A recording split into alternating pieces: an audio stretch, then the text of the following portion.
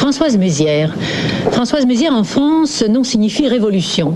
Révolution car elle rejette tout à fait les méthodes classiques de traitement. Et du même coup, elle rejette le fait que nous puissions être victimes de déformations héréditaires ou acquises. À la limite, elle dirait « tout le monde peut avoir un corps parfait ». Au départ, Françoise Mézières a reçu elle-même une formation qu'elle qualifie aujourd'hui de classique, c'est-à-dire de physiothérapeute, kinésithérapeute, comme on dit en France. Elle a enseigné l'anatomie à la faculté de médecine de l'Université de Paris. Vous m'arrêtez. Je vous arrête. C'est à l'école française d'orthopédie et massage. Voilà, le message est fait. C'est pas la faculté. Et depuis 1947, les changements dans la conception de son travail font des remous en France et elle se gagne les adeptes dans le monde médical et paramédical. Aujourd'hui, elle enseigne sa méthode chez elle, dans le sud-ouest de la France. 24 Québécoises sont initiées, sont devenues méziéristes, ce qui explique d'ailleurs son séjour ici au Québec. Avant de rencontrer les deux méziéristes qui sont pleines d'enthousiasme pour la formule, la méthode, je devrais dire, et d'estime également pour sa créatrice, j'aimerais savoir quelles sont, Françoise Mézières, les bases même de votre méthode. Comment ça vous est apparu essentiel de changer quelque chose à la physiothérapie ou kinésithérapie que vous pratiquiez déjà? Voilà. C'est à partir d'une observation tout à fait inattendue, parce qu'il m'est arrivé un jour un cas énorme de ce qu'on appelle une syphose. Alors, je dirais rapidement que nous avons des creux et des bosses dans le dos, normalement, et ce sont les courbures de la colonne vertébrale, courbures physiologiques normales, qui sont une bosse dans le dos, qu'on appelle une syphose, et puis deux creux au-dessus et au-dessous, qu'on appelle des lordoses, un creux à la nuque, qui s'appelle la lordose cervicale, et puis un creux ce que le public appelle des reins, dans les lombes, qu'on appelle la lordose lombaire. Ça, c'est physiologique. Alors, on devrait dire toujours une hypersyphose dorsale quand c'est la bosse qui s'exagère, une hyperlordose quand ce sont les creux qui s'exagèrent, et puis une inversion des courbures quand la bosse est là où il devrait y avoir des creux et les creux où il devrait y avoir la bosse. Et c'était un cas énorme de syphose, donc de bosse, alors qu'il n'y avait pas de creux. Et c'est en essayant d'aplatir cette bosse qui était tellement raide que j'ai couché le sujet par terre pour appuyer ses épaules par terre, que j'ai vu se dessiner, s'exagérer de façon invraisemblable le creux des lombes. Alors j'ai pensé qu'il ne fallait pas lui coller à une deuxième déformation sous prétexte de réduire la première. Et j'ai basculé le bassin en arrière en pliant les genoux sur le ventre. Et à ce moment-là, c'est la lordose cervicale, c'est le creux cervical qui s'est exagéré. Alors ça m'a beaucoup troublé parce que je me suis dit, s'il en est ainsi, tout ce qu'on nous a appris est faux. Les muscles du dos, d'abord, se comportent comme un seul muscle, et comme un seul muscle qui réagit de la tête aux pieds, quoi qu'on fasse, à un niveau donné. Donc, ce cas de bosse, je dois le traiter comme un cas de creux total. Alors, c'était tout de même très troublant. Mais c'était l'envers de la pile. C'était l'envers. Je ne pouvais pas penser qu'on m'avait appris des sottises. Alors, j'ai d'abord cru que j'avais mal vu. J'ai recommencé.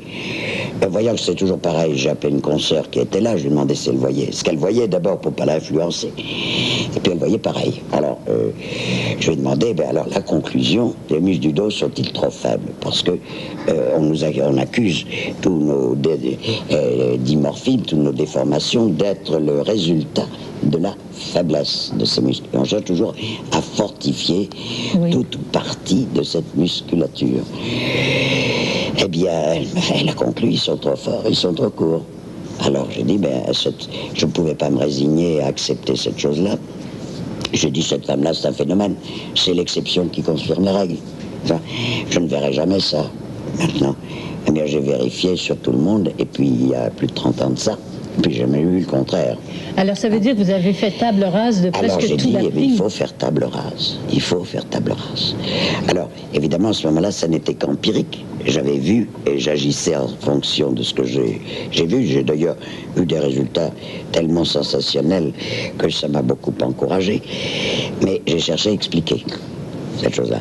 Alors, je me suis référé aux données de l'équilibre, aux données, parce qu'on nous raconte que les côtes sont accrochées en avant de la colonne, alors on devrait tomber, toute la charge est en avant de la colonne, alors il faut une force antagoniste dans le dos.